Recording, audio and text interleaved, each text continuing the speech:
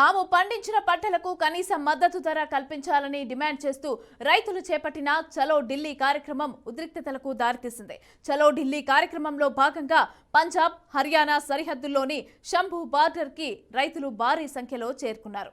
ముందుగా పోలీసులు వచ్చిన వాళ్లను వచ్చినట్టే అరెస్టు చేసి స్టేషన్లకైతే తరలించారు.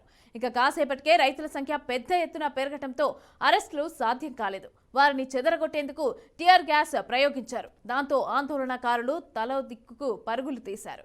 ఇక అక్కడ పరిస్థితి తీవ్ర ఉద్రిక్తంగా మారింది.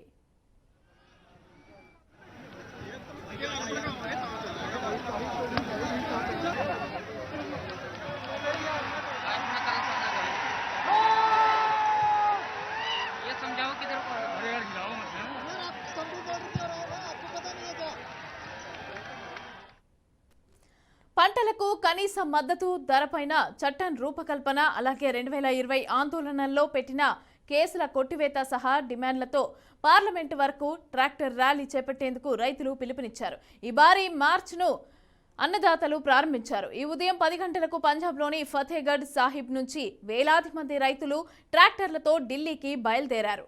అటు సంగ్రూర్ నుంచి మరో బృందం కూడా ఇంద్రావస్థ దిశగా కదిలింది. ఇక రైతుల ఆందోళనను భగ్నం చేసేందుకు పోలీసులు అత్యంత కట్టుదిట్టమైన భద్రతా ఏర్పాట్లు చేశారు. నగర సరిహద్దుల్లో భారీగా బలగాలను మోహరించారు. అయితే రహదారులపైన బహుళ అంచెల్లో బ్యారికేడ్లనైతే ఏర్పాట్లు చేశారు. పలు చోట్ల కాంక్రీట్ బ్లాక్స్, అలాగే ఇనుప కంచెలు, మేకులను కూడా అడ్డుగా పెట్టారు.